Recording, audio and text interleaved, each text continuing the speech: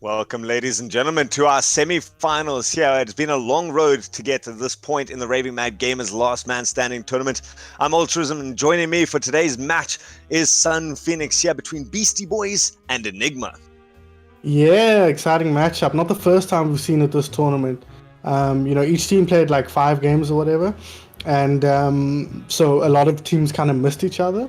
But these were not a pair of teams that missed each other. They did face each other earlier in the tournament, and it was a 3-1 victory to the Beastie Boys, and kind of continues an era of dominance. But Enigma have slowly been closing the gap over the last few months. Of course, if you look back to last year when most of this Enigma squad was part of 2CP, XVG 2CP.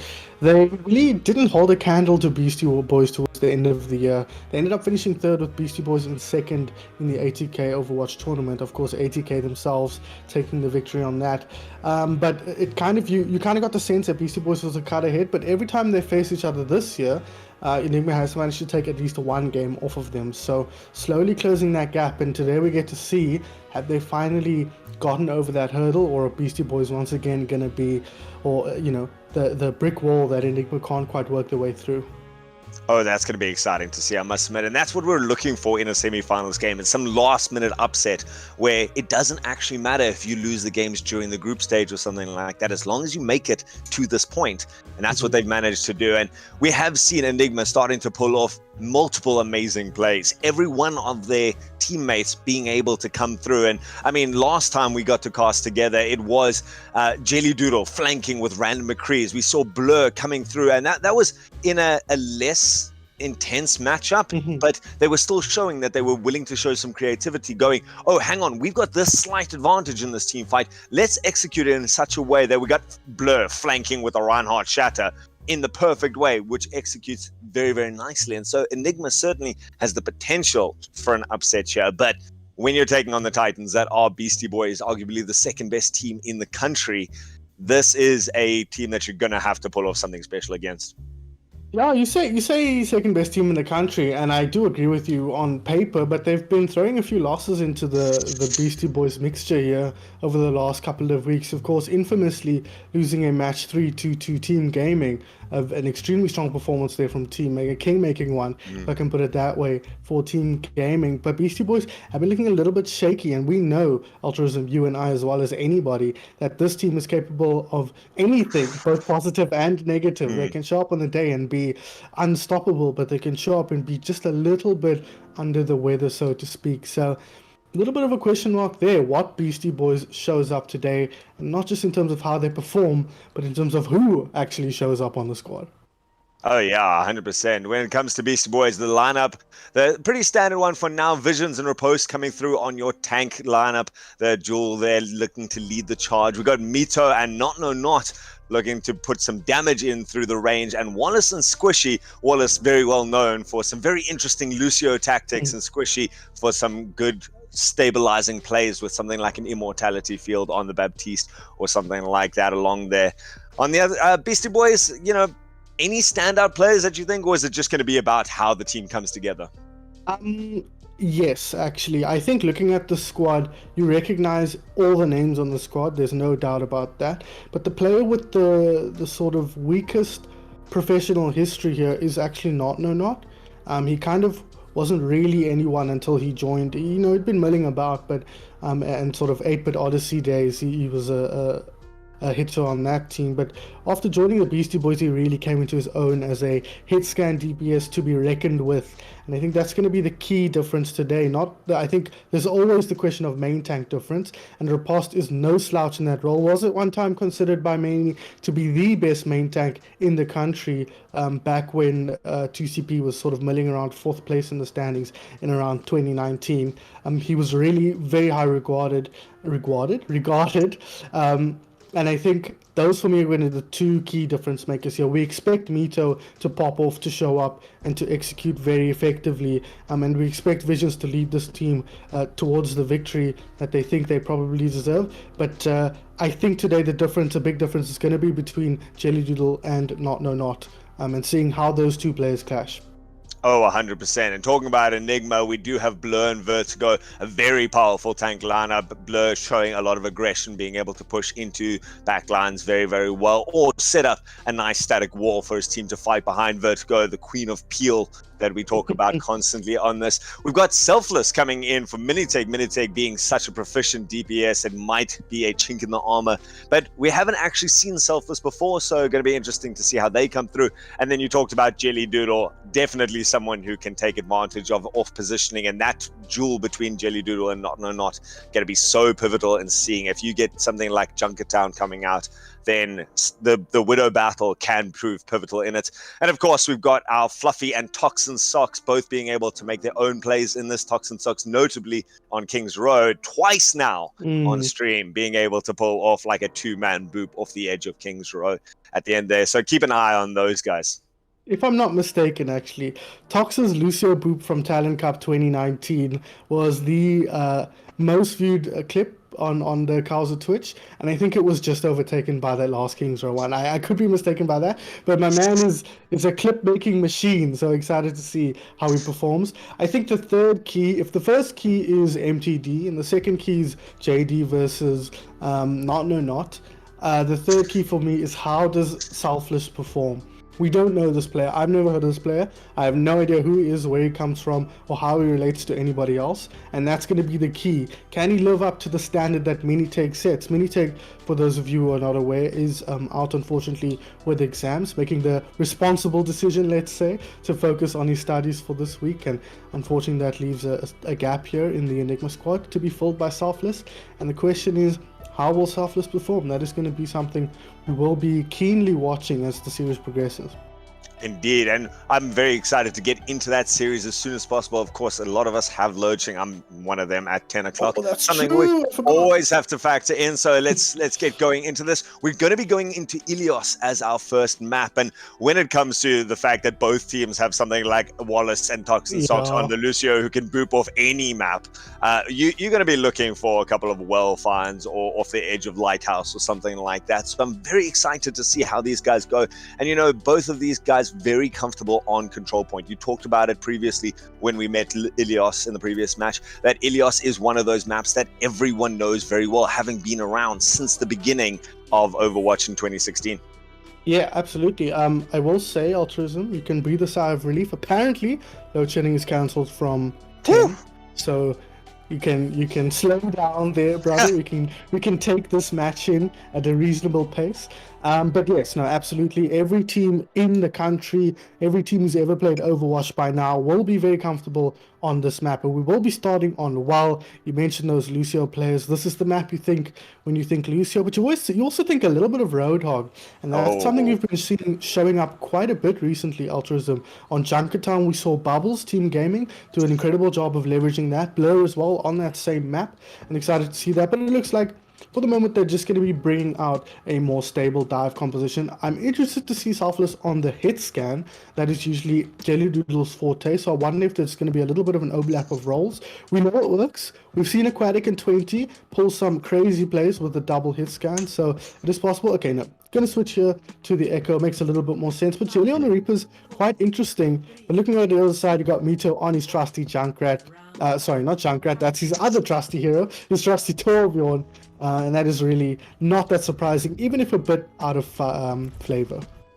Definitely. I like to see the Torbjorn, and it's going to make Selfless's job a lot harder here on the Echo, just creating this zone of inhibition that they can work around. And with the rest of the mobile team comps coming out from both of these sides, it's going to be interesting to see how they play around that. Blur goes in for a very early fight here, just wanting to shut down that turret and give some space around to Selfless there. Instead, it's going to be Jelly Doodle opening up the kill bank here for the side of Enigma, pushing in very, very well, utilizing that. Blow falling very, very low, but Jelly Doodle being able to push the rest of Beastie Boys back, and very early contention of the point, and Enigma are going to be very happy with how they start. Yeah, very, very good sign for Enigma here, especially since Blur perfectly managing his ability usage there. We saw him dropping super low, but that whole time he was sitting on the shield, so he knew he could bail himself out if he needed to. Pops that down after taking a little bit of damage, getting put under pressure, and helps his team push that one through. And Jelly Doodle really the big puncher there, making a huge difference, picking up a couple of kills for his team. Now it's going to be Beastie Boys. Look at Mito. Mito's actually up to that 100% ult charge straight away. And with Beastie Boys managing to take out Blur at the beginning of this fight, it's going to open up opportunities for them to come in. Mito going to be able to try and shut that down. Manages to also take out Selfless on the back of this fight. So now he can try and deny any more space. Ooh. Takes out Toxin Socks as well. And now with that turrets to clean up the last couple of kills here in this fight. Going to be very happy with how this is going. Jelly Doodle gets bumped off the edge. Wallace coming through with the Lucio plays that we were talking about from the beginning. Yeah, very, very nice stuff. This looks like it's going to be a serious slugfest, Alters, and both teams not afraid to put the throttle down and get very aggressive to start off team fights. And that's really, in my opinion, how you win a lot of Overwatch. Put the opponent on the back foot here, and it seems like both teams are wanting to control the tempo. Enigma, though, they're at a bit of an ult deficit here. They're going to be coming into Molten Core and into the Primal Rage, and the Primal Rage is going to be a big difference in this team fight. But that Coalescence being the one to come out. In fact, a couple of ultimates going down, not throwing down that ultimate as well. Mito manages to find some success with that turret. Fluffy doing a good job to try and stay alive. But so far, it's just Beastie Boys coming through with all the kills in this one. Double kill from Riposte, and the rest of it, in fact, make that a triple, taking out Toxin Socks at the end of that fight. And didn't have to drop that many ultimates in the fight either. But Enigma has more than they could want. Yes, no, that is a lot of ults to work with. 4, in fact, only the Coalescence used last time. I said the Primal Rage is going to make a big difference there, and especially when you get stuffed into a small room like that with the Primal at the ready. So the boss is going to clean up the rest of the team there. But now, as you say, Enigma coming in with a lot of ultis. It's going to be about ult execution here and ult economy as much as anything. And Selfless going to be using that duplicate straight away, getting up the diva and going to be throwing that bomb onto the point straight away. Selfless is not going to be able to get too much out of this. Now Jelly Doodle going to be investing in ultimate as well into this team fight, just making sure to clean this up. They threw a lot in there straight away. It was their 4 ultimates in total, but they do manage to take the points. Fox popped his ult very late at the end of that, I think. Oh, no, sorry, just it wore off towards the end. But, I mean, that was a huge ult committee. I spoke about discipline there, and I think that was a little bit of an overcommittal now. It kind of equalizes things out, but Beastie Boys have a slight advantage towards their ultimates now. They're going to be closing in on Squishy's window and the high knee and the Molten Core once again, and we know how much Mito can do with his ultimate. But it's going to be up to see what if they're going to drop them, if they're even going to get them up by the beginning of this fight. So far, not opening up the kill feed, and Mito going to be following up straight behind it. And so Beastie Boys might not even need those ultimates for the beginning of this fight. Not still staying pretty low here in the back line, manages to get the flashbang and takes out Toxin Socks on the point. And so Beastie Boys going to be very happy with the fact that they controlled this without investing anything more than an amplification matrix. Yeah, I mean, that's exactly what you want, right? As Riposte now working towards another Primal Rage, and you don't want to be in a last fight situation against a Primal Rage and with no ultis in your bank. This is looking pretty dire for Enigma here. It's going to be about a neutral fight, but the opponents aren't playing a neutral game here. There are plenty of ults to work with, and especially the space creation that this can provide. What a beautiful combination there of the Molten Core to deny all the space, and then Not has all the space in the world to stand at the back of the point, get out that high noon, and even though Fluffy's dropped this Coalescence into it, it's not going to be enough to keep everyone up. Jelly Doodle going to fall at the end of this fight, and still in last fight territory, Beastie Boys seems to have this completely under control. Yeah, absolutely, and they are going to close this one out here, 99 to 89, so a close one on paper, but you rather get the sense that Beastie Boys had that one completely under control. They won all the team fights they needed to, kind of just ground out that victory there. So far for me, Altruism, Beastie Boys looking like a pretty well-oiled machine here, and you can rely on Mito and Not enough to come up with some heroics, and that proved to be the case here. Looking at the compositions though, coming into the next map here, which will be Lighthouse, they are going to switch things up on the side of Enigma. Selfless trying to figure out what he wants to play here. We saw him sitting on the Genji, quite an unpopular hero at the moment. Difficult to get value out of, but no, he's going to go back to the Echo and just going to try to match her. I think matching is fine here. Both teams will be happy with that. The question is, can you put the pressure on to Not? Because if you don't, he's going to put pressure on you. Oh yeah, and I like the fact that they're sticking with that same composition. They did well, and they managed to get a lot of value. I think they lost that on the Ultimate Team fight, where they were burning a little bit too much at the beginning. If they had something like that Death Blossom for the last fight, that we're going to be able to get a lot out of it. Not though, opening it up by getting rid of that Diva mech.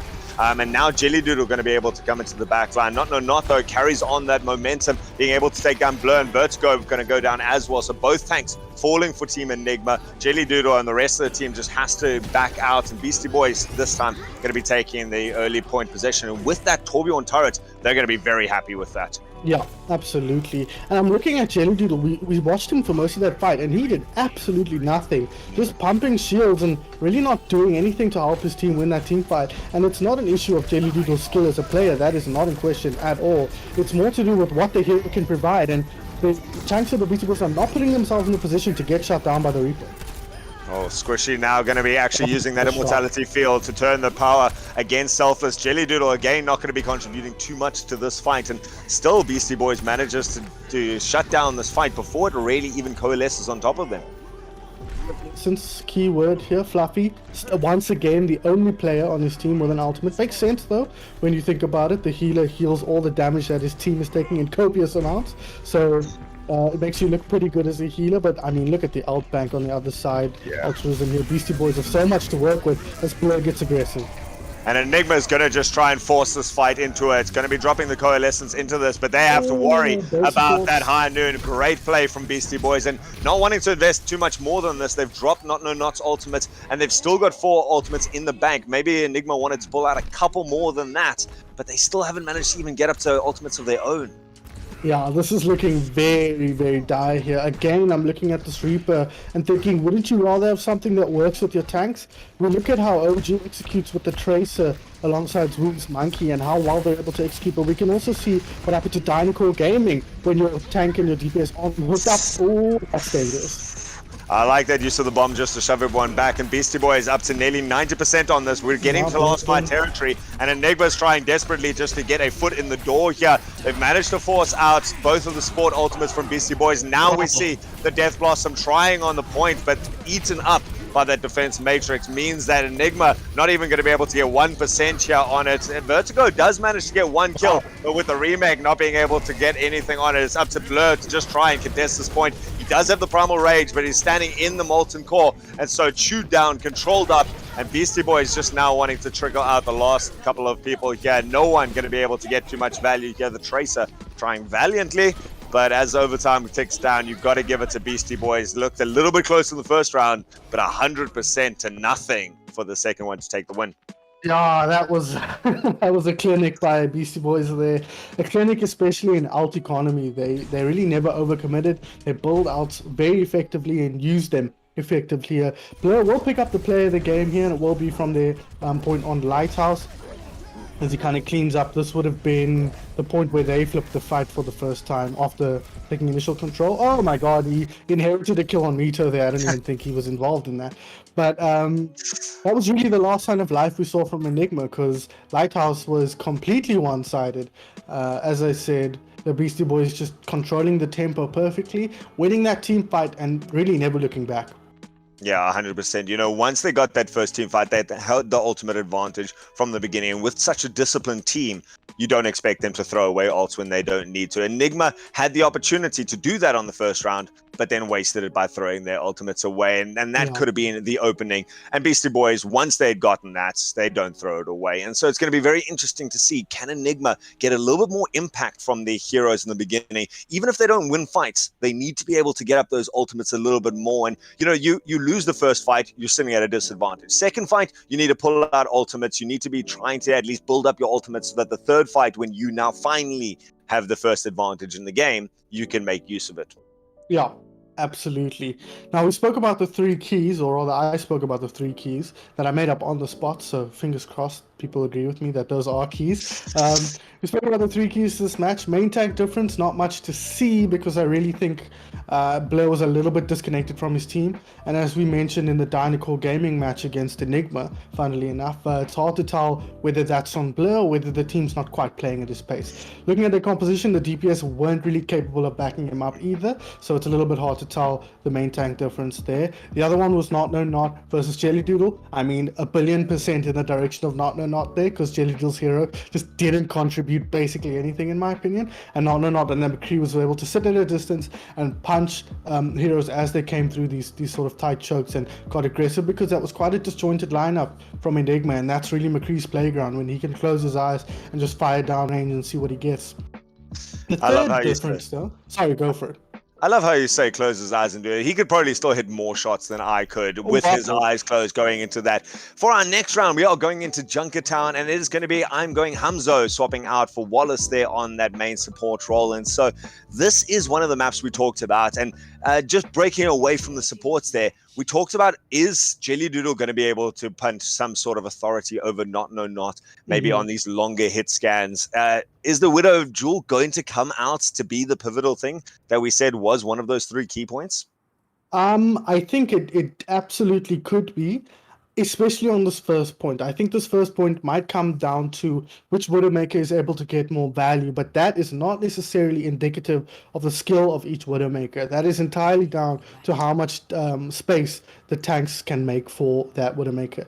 The third key, of course, is Selfless, and his performance was impossible to tell on that map. The Echo was also not really able to exert herself on Lighthouse, on Ilios, so we're going to keep an eye out on that as well. Looking at compositions here, though, more of the same for the Beastie Boys. Of course, you mentioned Hamza coming in. You think of him more as a flex support, with a very big overlap on hero pool with Squishy. So I'm interested to see how they do that. But if he's going to play the Brigitte here, it makes a lot of sense to keep Squishy on that hit scan or that more damaging support role, which makes a lot of sense. Selfless here, going to do his best mini-tech impression, and now the comparisons are really going to be unfavorable, I think, if he can't perform.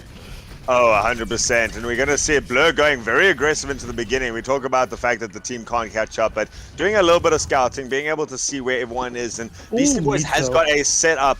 Yeah, we do see Jelly Doodle going down in the beginning, going to be raised up straight away. And so the double pick potential, not going to be going down. Here we see Jelly Doodle executing a little bit more proficiently with that long range hit scan. And Jelly Doodle going to have to escalate that a little bit more. Selfless actually instead going to be going for the Tracer, leaving the long range up to Jelly Doodle. And I'm going Hamzo just shuts down, going, this is why we're running the Brigida, is just being able to shut down anyone who comes a little bit too far forward. And that's exactly what Blur did as well. Vertigo now being left out in the open, and so Not didn't have to worry too much about it, has the opportunity to come back in, and Jelly Doodle still doing work with that Widowmaker, but certainly not enough to carry the team through this Beastie Boys lineup.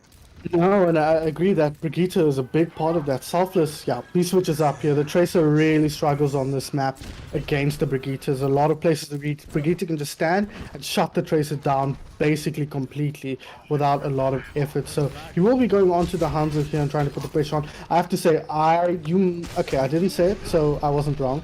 But Hanzo Gravigan's come out here in the other direction. Indeed, Vision's going to be able to open this up, and again, Blur just a little bit far away from the team, and that's been a problem. Enigma was setting themselves up with lots of cover and these things to play against that open ground here from Beastie Boys. Beastie Boys going to struggle to get in any sort of safe positions, and especially when Blur is coming into your backline, this looking to hunt down the supports and give some space here from Enigma, but Enigma has to start hitting these shots. Blur doesn't have all the time in the world. Jelly Doodle does finally manage to get it, and with that opportunity to open up on the Brigida, it means that they can start diving more safely into the backline. Jelly Doodle now looking to take the sniper battle, does manage to take it out. Just such patience play coming out from Jelly Doodle, not getting caught out of position. Now the Diva Bomb comes in over the top, self-destruct being used, and Jelly Doodle just missing the head of Squishy, looking for it, finds it on the second time, and Selfless going to be following up with that DPS. And so the two pick potentials coming out from Enigma allow them to get all the open space, and it's going to be very difficult for the team from Beastie Boys to try and take it up. Mito with a long-range arrow into the backline, but with that Mercy res, it gives them such a good opportunity. They can try and take these pick jaws, and Mito going to have to do a lot more work trying desperately to get that shot onto the Mercy, but gets distracted, and Jelly Doodle instead fires double kill on there. Huge plays, and this could be all that Enigma needs to close out this point. Well, I don't know, because they've got this monkey on the front line here, really making it difficult for Enigma to set themselves up on the point.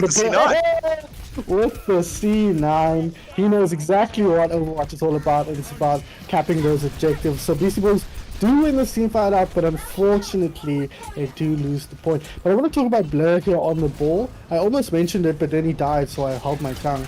But I think the ball makes a lot of sense here when compared to the monkey. He wasn't getting the backup on the monkey, but on the ball you can kind of just do whatever you want. You can go and get out at your own pace, and if you're not counted out by the Brigitte, you pretty much have free reign. So I really like this pick from Blur in response to how the game with the monkey went.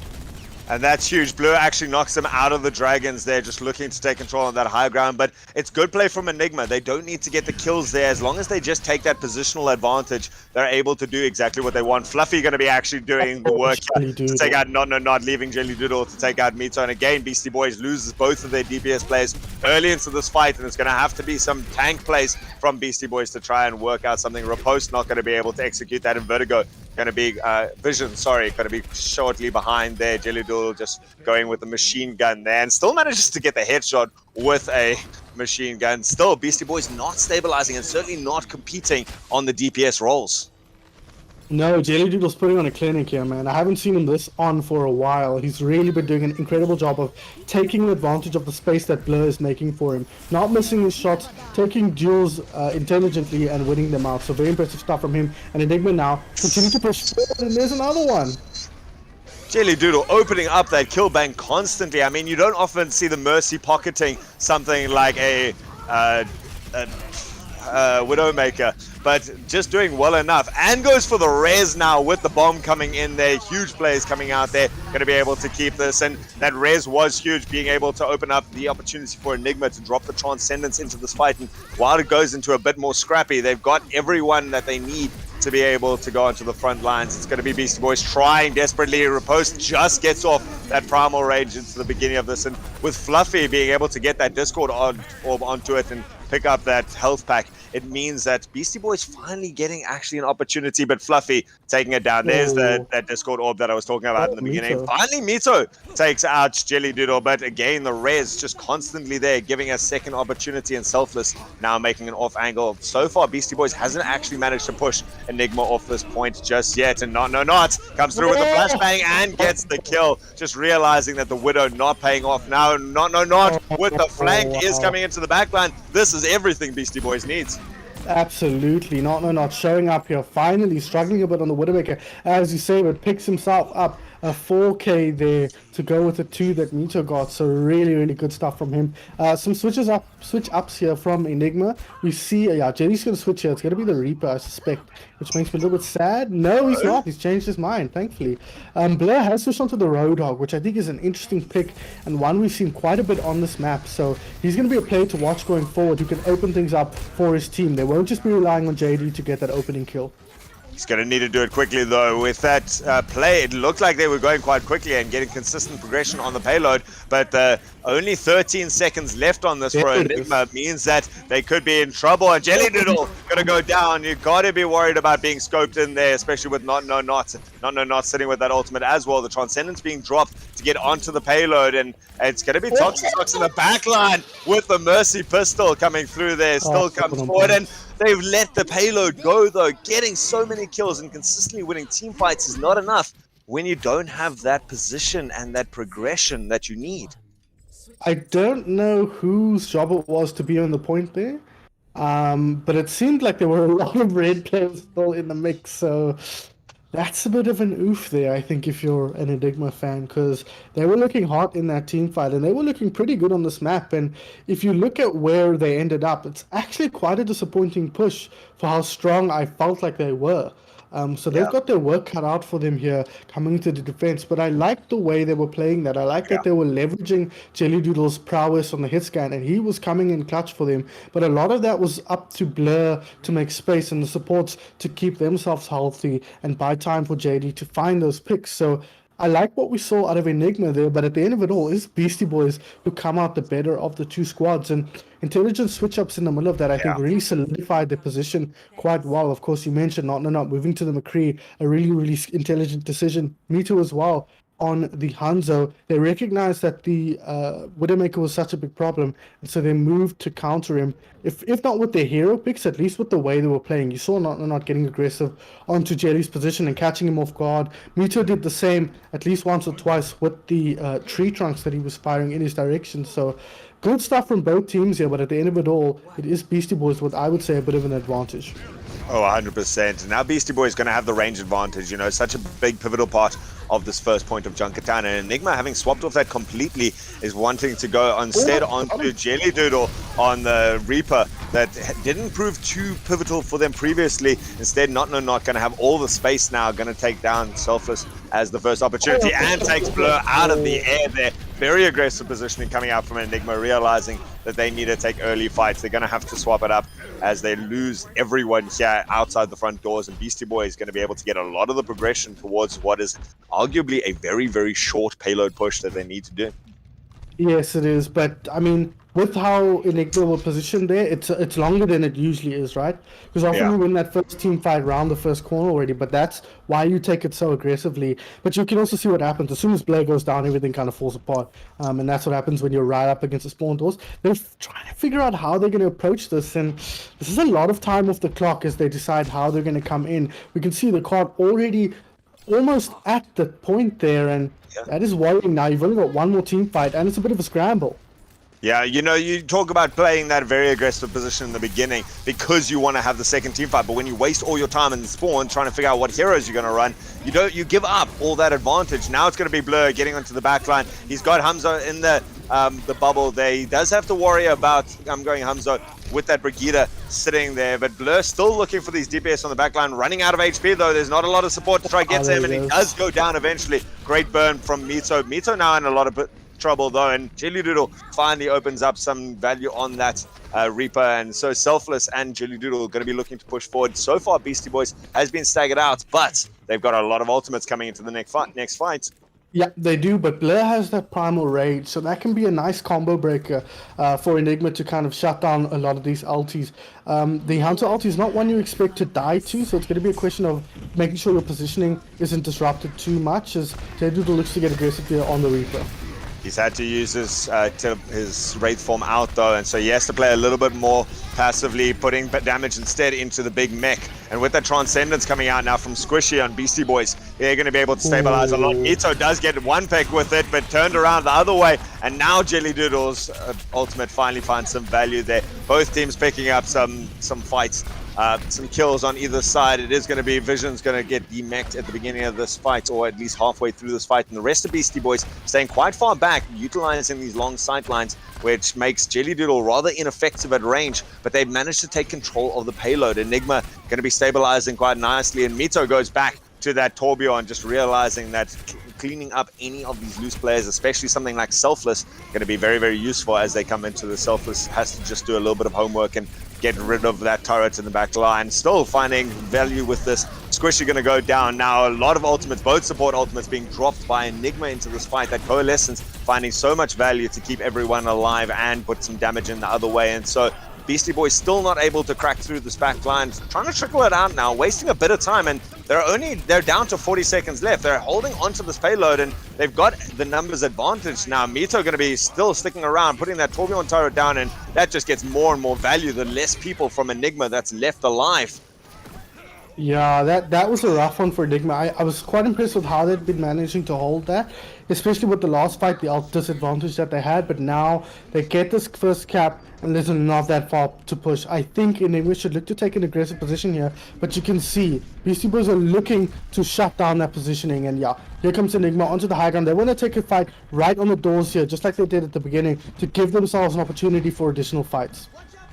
This is the position that Beastie Boys tried to take up, but got pushed off very easily. And so against this many ultimates from Beastie Boys, they cannot afford to push in too far, especially with that rally coming out, and Mito also dropping the Molten Core into this. Manages to take out Jelly Doodle. That's going to be huge. Selfless manages to get a pick on Not, but still losing people around him so quickly as the Repose just cleans up the rest of this team fight with this team, and Beastie Boys may have secured themselves. It's going to have to be up to Enigma to try and scramble back onto this point quickly. Yeah, they're running very low on time here. They should be able to get in for another fight, but the problem is the point is there, and the choke is here where Riposte is. So they're guarding the chokes, looking to put the pressure on as they come out. They're going to have to scramble through, try and get that touch, and they're working here with an Altus advantage, but they do have the Death Blossom, and that could be huge. And the Death Blossom gets dropped straight away into this fight. Doesn't manage to get anything. Selfless now going onto the Doomfist to try and get these picks and try and get some sort of opening for the team. Doesn't have long as Blur goes down straight away. Vertigo also being put under a lot of pressure, decides to drop the bomb straight into this. Does take out the turrets and doesn't get anything with the remake kill. Now not going to be popping his ultimate. Instead, High Noon going to be able to take out Jelly Doodle, and still Beastie Boys looks to be cleaning up everyone. They had that flex that they needed to try and stall this out as much as possible, and Blur not able to get back to point, meaning Beastie Boys takes their second map in a row. Yeah, this is reverse sweep territory here. So you're not feeling good if you're Enigma, and Beastie Boys have been looking super well put together. Enigma though, not coming to this one without a fight though. They really put the screws to Beastie Boys here, and especially Jelly Doodle. I think as you watch Squishy, just click some heads here, uncontested, pot some squats to end it off as well. So very impressive stuff from Squishy, but. Enigma's got to figure out what works for them and what doesn't. I think this Reaper, I think it made a lot more sense on Junkertown. I think there we could see it working against Riposte, forcing him to kind of play around the Reaper a little bit more.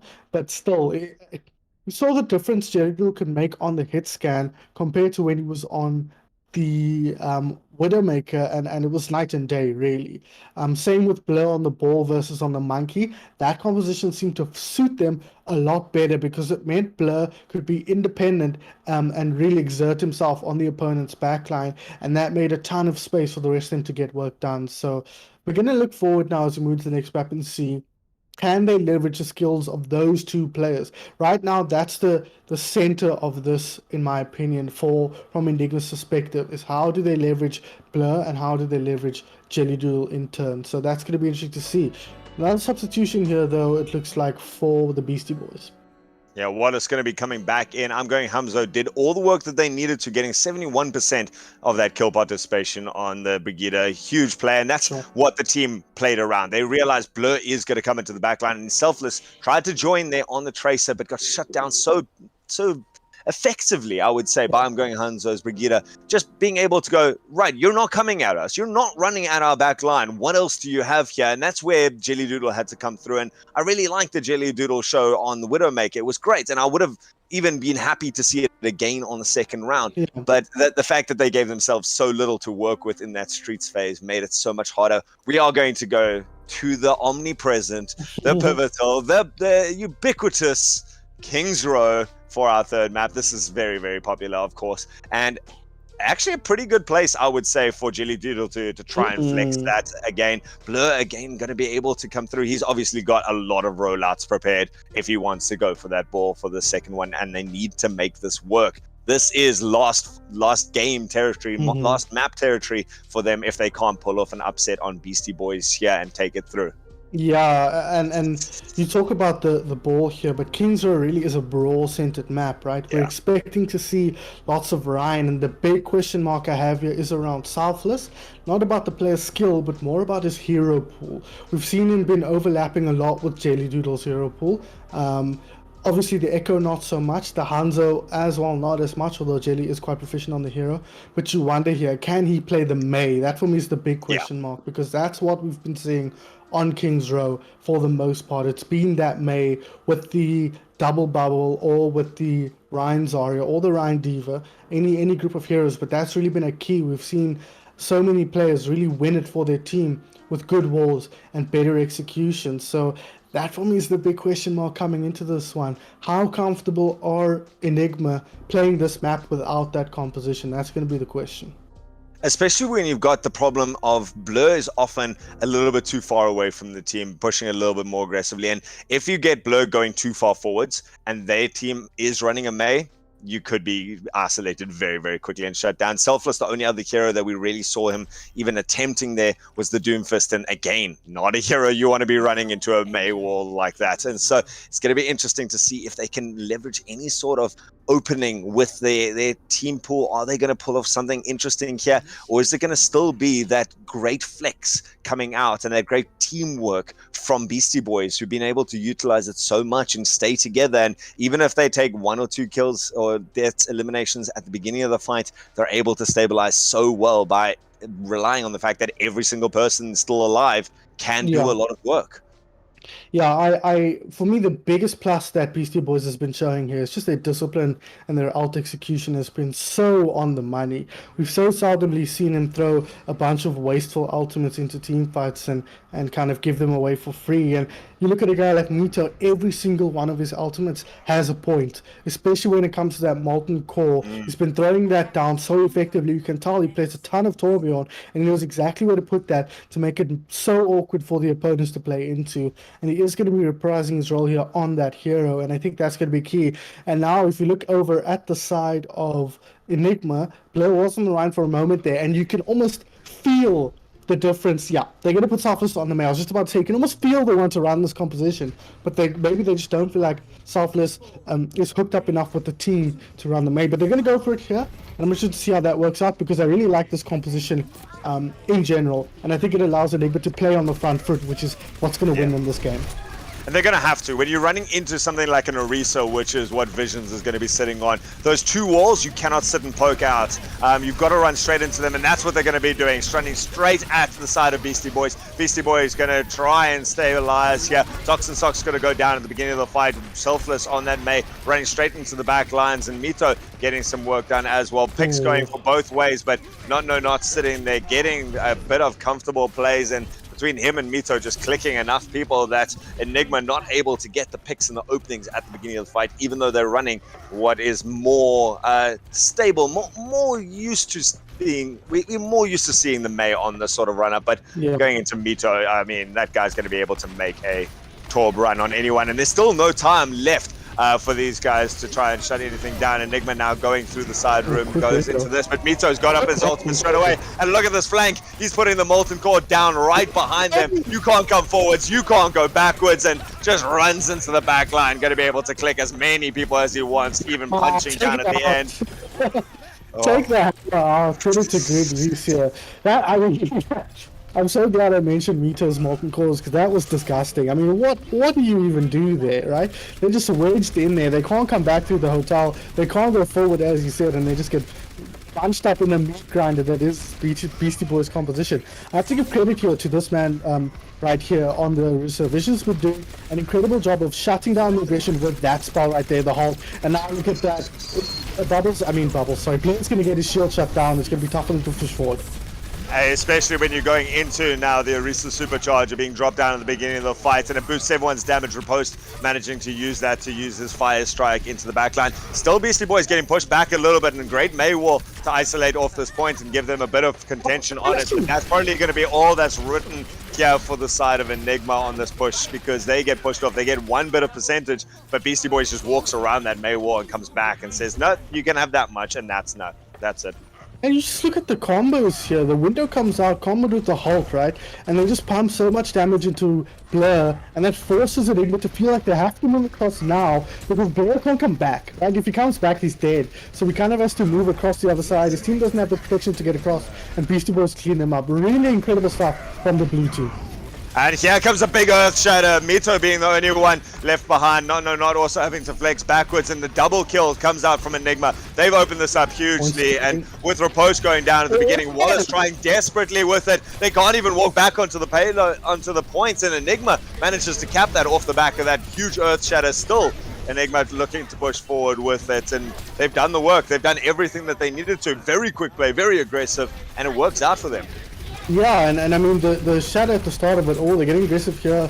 Once again, Altruism. The May ultimate comes out, they clean up Mito, and now look to get aggressive. No, just turn around. Gotta get rid of that pesky horse in the backline. Blur the horse once again, found himself a little bit isolated, and that takes the foot. Oh, is this a Blur special here again, where he disconnects in the middle of the game? Because I've seen this game.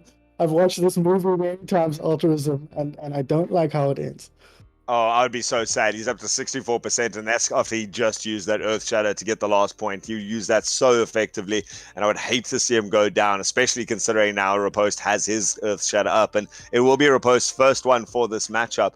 But Enigma has done some work, still a long way to go. When you're running into 4 and almost 5 ultimates from Beastie Boys, Beastie Boys going to be able to hold the streets face for a long time if they cycle these ults right.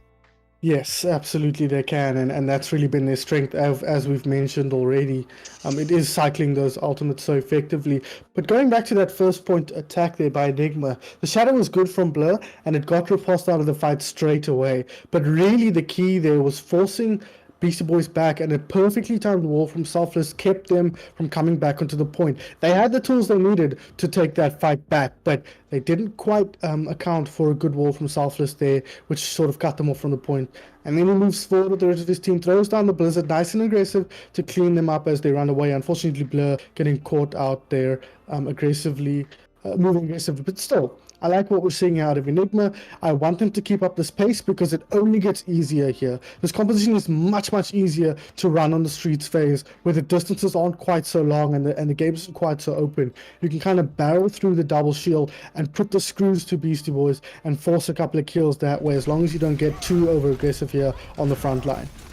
Beastie Boy is going to be aggressive, though. They are 2 men down, and so it seems like Enigma quite happy to push forward. Selfless gets a nice pick onto Squishy, and so that might be the end of Beastie Boys running forwards. They're going to have to get away from that self-destruct, and they do. Still, Beastie Boy is now going to get back. They realize they cannot fight this out with 3 people, and so a good bit of aggression coming out from Enigma to push forward. Takes a lot of aggressive positioning. They're running right forward, wanting to control this choke point here, and with the payload moving up quickly, they need to be careful about losing it at the end here. Either they need to bait out all of these ultimates from Beastie Boys. They've tried to go wall to wall here. The amplification matrix coming out from both sides. Blur going to try a shatter from around the wall. He manages to get it. Huge plays under the payload, and this could be the opportunity for Enigma to go down. But Mito coming through there. The rest of Beastie Boys standing up at the end of this fight and holding it beautifully with that control of space from Mito again, coming through clutch with that Molten Core. Yeah, absolutely. Once again, Molten Core to the rescue here. That was a sick shadow from Blur, though. Throwing it on, especially to the double shield. You caught more than you should probably ever catch against this composition when you don't have a ton of shield break. And now Enigma looking to push forward, but that was absolutely a gain and ultimate economy clinic from Beastie Boys. I mean, they committed a lot, but they held that point, and now they can defend aggressively, but no, good flexing from both teams. Yeah, 100%. And now Enigma going to be using Toxin Sox's ultimate to push forward. And what a way to do it. Blur picks up a double kill at the beginning of this fight. And Beastie Boys having wasted so much in that last fight. Yes, they had to desperately try and recontest here at the end, but they used all of their 5 ultimates. And so Enigma drops 1 ultimate, has that advantage, has the health pools to run through, and manages to get this. It's a nice play from Enigma to get into this fight. Yeah, I think... I honestly feel like Enigma has found a rhythm here on this map with this composition. I feel like they know exactly how they want to play. You see them moving as a unit, getting forward, getting back all together. A perfect execution off the beat there allows Blur to get aggressive, and they do so again with the window. And they're going forward again, charging into the backline, gets that triple Earth Shatter. Blur has been huge on these. He's been a very sacrificial lamb as he goes forwards with it. Now Mito going to be left alone against a very mobile team comp, and Enigma finding the openings again, going to be pushing it all the way down. They don't have a lot of ultimates to work with. Beastie Boys has this, but the 2 minutes on the time bank should give Enigma the opportunity, the chance to run back in here. Riposte going to be charging forwards, and you can see Vertigo just trying to regroup with the team. Selfless going to go down, having swapped onto that Doomfist, and an interesting play here. Beastie Boys not going to be expending any more ultimates. They have already dropped that amplification matrix, which was maybe a little bit of a chase fight, but Enigma just able to restore. Yeah, no, that was a little bit of a... I think he was expecting Enigma to get aggressive there, so he throws down the supercharger, but absolutely not. Now so here, Fluffy going to keep his team healthy here. The supercharger does go down. Indeed, Vertigo now going to be dropping the bomb into the back line. Going to be looking for maybe a remake kill. Going to get taken down at the beginning of this. Jelly Doodle still proving to be quite powerful for the side of Enigma. They're going to be looking to push forward, and comes down with Selfless into the back line. Cleans up a couple of the kills, and somehow Beastie Boys falling apart under Enigma's onslaught. Maybe just not allowing for that aggression to come through. Mito again dropping a great ultimate onto this point, going to make it difficult, but Jelly Doodle in the back line, he's being spotted out. He's still alive somehow, and he's starting to fan the hammer. There's your close the eyes and start praying. He gets the second fan the hammer kill, trying to sneak it in over the back line. 1 meter 83, and it is going to be Enigma just restalling. 50 seconds left, and they're coming in with a bit of an advantage. Yeah, but you can feel pretty comfortable here as Enigma pushing through. If you don't get this point, this is a lot of defense you can put in. And they're coming in with the Shadow from Blur, and there are no shields outside of the bubble on the side of the Beastie Boys. So Blur has an opportunity here to find a decent Shadow. It doesn't have to be huge, and probably won't be. But if he gets a good one and picks up a few key targets with his squad, this will be huge for them and allow them to push through. Oh yeah, and then you got to factor in the fact that Toxin Sock's looking to also get a couple of boops off the back line. Now we see the Earth Shadow, it comes down, it's huge in the back line. That manages to take out a lot of players here from the side of Beastie Boys. Enigma going to be very happy, going to be able to in fact push it all the way. It's going to have to be a late stagger from Beastie Boys to try and hold this, but no, that's not it. Toxin Socks does at least pick up one kill with the boop off the end there, just to keep the record alive. And Enigma very happy with the fact that they pushed it all the way there. Beastie Boys could be in some trouble. Look at this time bank. 1.4 seconds, right?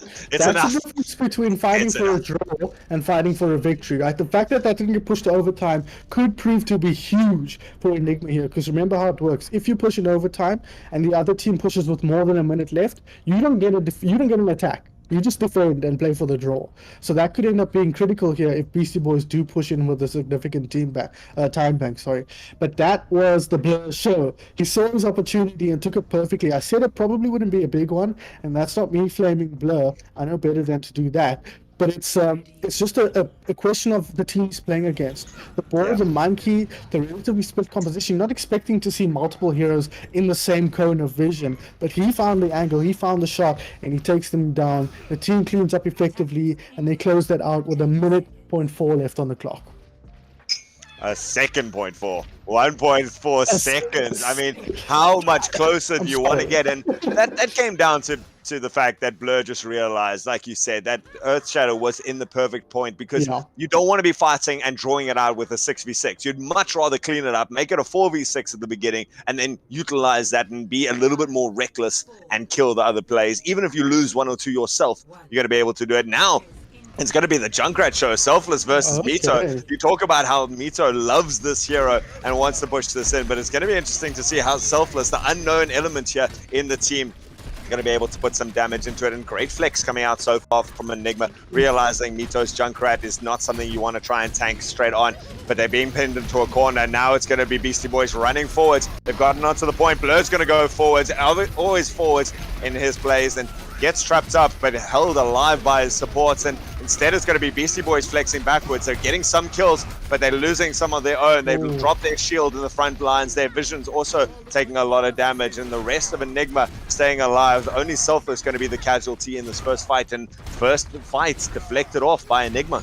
Nice stuff from them, but spawn advantage very much in favor of the Beastie Boys here. Not so much to speak of here, but it is a question of the Junkrat v Junkrat. You usually want to be on the defense with the Junkrat, but we're going to see if Mito can flex his superior Junkrat prowess as this next team fight gets underway. Doesn't manage to do it. Instead, Selfless picking up a double kill there. Not going to have to go back. Even Riposte going down at the end of this fight, and keeping up that defense very solidly and managing to get some ultimates in the bag. This is a weird one for me, Altruism. I don't expect to see double Junkrat here, both teams. It's not really a Kings right here. It isn't a pub stompy 2016 kind of way. On paper, it kind of makes a lot of sense. There's a lot of type chokes to work with, but not often seen here. But so far, Enigma is paying off for them very effectively, and now we can get aggressive with the tie. He gets taken down in the beginning, but instead it's going to be Blur coming out with the ultimate that could prove pivotal. No, he does manage to get the Earth Shadow off, and now it's going to be a high noon. Nope, sorry, not going to happen this time. And instead, Beastie Boys sequentially shuts down each of the incoming ultimates, all of the things that could have cost them the game, but doing it so well in the heads-up play. They used no ultimates to win that team fight, Altruism.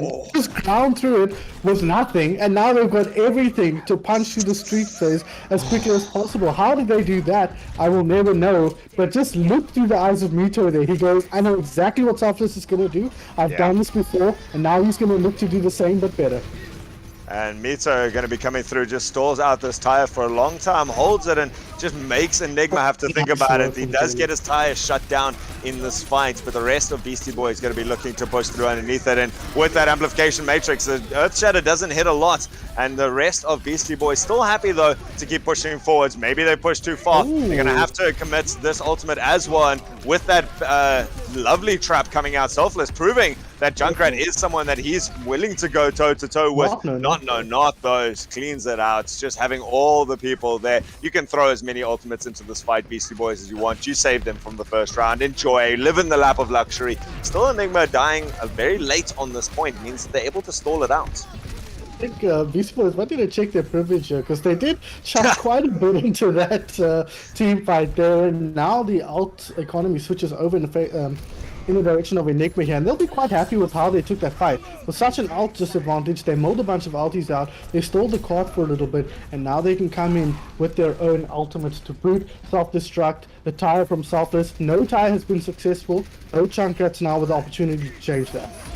Oh yeah, in the streets phase though, we are going to see Selfless looking for it. Has got the high ground advantage, looking to wrap around the team. Is going to get taken down. Mito just so aware of the positionings from it. Still, Mito is going to come out with an ultimate of his own and be able to take out 2 here, starting it off. Going to go down eventually. And so the rest of Enigma looking pretty healthy on this. Vertigo also going to be dropping that self-destruct. So ultimates flying both ways. Selfless still somehow staying alive on this Junkrat and putting in the damage to shut down Beastie Boys' push. Very, very nice stuff from Enigma here. They weathered that storm very effectively. Mito once again shutting down the tire, getting value out of his, but unfortunately his team not quite aware enough or capable enough to force themselves through. I like this. Jelly Doodle and Tox on the side here looking to they know what's up. They know what's up here. Jelly Doodle's gonna lift the angle with the high end and trying to get it. Oh, this could be huge. He gets the Junkrat down. He almost kills himself to the martyrdom though. Oh, I love that. Jelly Doodle we have seen get a little bit greedy with that ultimate in the past, but realizing he took damage at the beginning, just realized he needs to get anyone. And when he sees the other McCree, it is something that has held him before. As a McCree looking at him in the middle of high noon is not somewhere he wants to be, so he pulls it early. Beastie Boys has built up some ultimates, but they're going to need them in this next team fight. I like that from Enigma, right? You want to see that creative plays, you want to see them take risks, find some flanking angles, and just win a couple of free or relatively free team fights. And they do that there. A little bit low on the ulti charge now, but with the Junkrat popping damage in, they might be able to build that up at least. But they are working into a huge outbank here for Beastie Boys now. Not with the Dead and Repulse dropping early, that's going to make it hard for them to get anything done though. And Repose did drop that ultimate into the beginning of this fight. Still, it's going to be a Ryan trade going each way. Blur trying to charge through into the back line. And Beastie Boys doesn't have a nice angle for this big ultimate from there. Still, the tire comes over the top. Turnaround tire kill from Mito. Manages to even it out, though. And we burnt a minute off this time bank. And into the amplification matrix from Enigma. They want to try and hold this on this last point, and they're doing pretty well at it so far, managing to get out the D-Mech from Visions. Blur's managed to re-get into the fight, gets off that Earth Shatter, doesn't manage to get a huge amount off it, still followed up by Vertigo, dropping the bomb over the knob, manages to shut down. Wallace going to go down as well. Riposte coming into the back of this fight, and somehow Enigma managing to hold this out. It's going to be last fight territory for Beastie Boys. Yeah, not looking good for them. Didn't think I'd be saying that after the first 2 games. But Enigma in the driver's seat here. Just a matter of not making any mistakes. But they are fighting into 3 ultimates. Make it almost 4 on the Beastie Boys. And that's going to spell trouble for them. Not. Needs to press Q to die. Not to die here, hopefully. As he looks to get value on this high noon. But the tire could be a big part of this coming through the mid-fight. Amplification matrix being dropped down there. Here comes this, and the flying Reinhardt into his face manages to shut that out, but it gets broken. So far, it is still going to be Beastie Boys pushing through. They've managed to pick this up. They dropped as many ultimates as they wanted into that fight. They needed to drop them as well. They were actually looking at a bit of a disadvantage, and still, Fluffy trying to stick around. Beastie Boys finds the pick that they need. Yeah, very nice work from Not there. He sniped Vertigo as she popped the ulti. So he killed her while she was in Baby Diva form as she threw her ulti out. So that was really, really unlucky for Vertigo there. But unfortunately for Enigma now, it is a bit of an awkward situation. They're missing ultimates here. Although they've got both support ultis, so that's quite a big thing. And Wallace did a great job with this sound battle in the previous fight.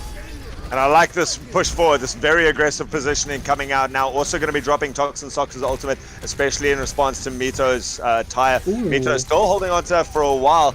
doesn't manage to get anything out of it. And this huge aggressive play means that Enigma are able to push forward, get up some ultimates. They didn't have a huge advantage, but they built up a couple more. They're starting to drop though. Beastie Boys getting in a bit of an advantage position with in terms of lives. It's still going to be Enigma having the space to try and recontest this at the end. Fluffy still sticking around there, drops that immortality field onto the point, and so able to stay alive for a little bit longer. 19 seconds left on the clock, and Riposte having to clean up a little bit. Still, Enigma has one more team fight, but they have to not get picked by the overwhelming advantage of ultimates coming in here. The payload starts trickling down the last spot. Fox and Socks, is he going for the double boop? Doesn't want to pull it out just yet. Pushes one away.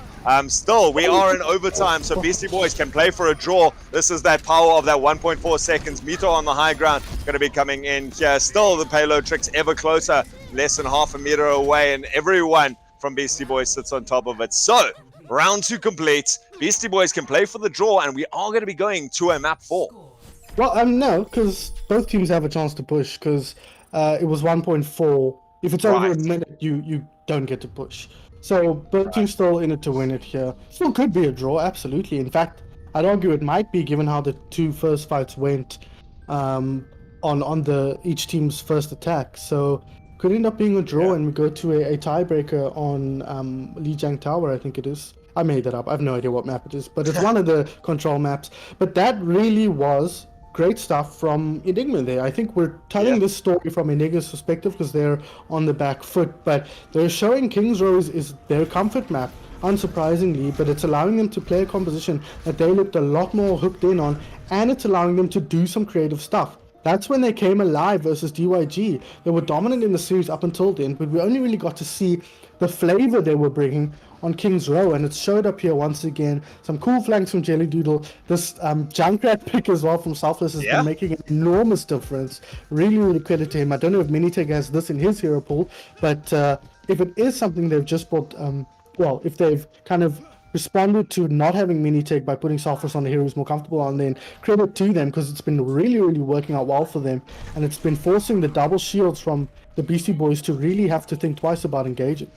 And you can see the respect from Beastie Boys. They've swapped Mito now onto this Pharaoh, just almost exactly in counter to that Junkrat, realizing that, I mean, Mito is not a person who typically shies away from a Junkrat duel. You're going, if there's anyone in the country who's running a great Junkrat, it's going to be Mito. Instead, now going for the pharmacy into the back line and realizing that Enigma likes sitting in this corner, they're going to be happy with that. Still, Selfless getting value, coming out there, taking out Squish in the beginning of this fight, and Beastie Boys being put under pressure. Enigma managing to hold up onto this, and now with Mito being in the air, Jelly Doodle going to be very happy to click into that firing range, and Beastie Boys wasting their first opportunity, going to have to come through now. 14 seconds left on the clock, and we go to a tactical pause. Some breathing room for everyone involved here. It is Enigma that called for that pause once again. But this is shaping up to be very, very interesting because if Beastie Boys don't win this one, it's at worst, from Enigma's point of view, a draw, and at best they can close this one up. They've got that 1.4 second advantage ultimate. Could that be the difference maker here? Probably not, but let's wait and see when it comes to their attack. But it's not over here for Beastie Boys. They've got a composition that can find picks and make these team fights look a little bit uncomfortable for Enigma. They're gonna have to keep their heads here. I think this one could come down to if Enigma get the first pick, I think they should be able to grind out the team fight. But if the Beastie Boys are able to leverage Mito's damage from the sky, that could spell the end of this defense for Enigma. It's going to be that pick. Is Selfless going to carry on doing so much with this Junkrat? Is Mito going to find an opportunity with a stray rocket as everyone cycles back into the back line? Mito, Blur, going to have done the typical Blur disconnect. Means he's not going to be on the point for the last 13 seconds of push. We need you, dude. We need you in the game because, look, okay, obviously this is not his fault. If he had control over this situation, he would have made it so that he doesn't disconnect at the critical moment of his team's life here. But this is big old problems.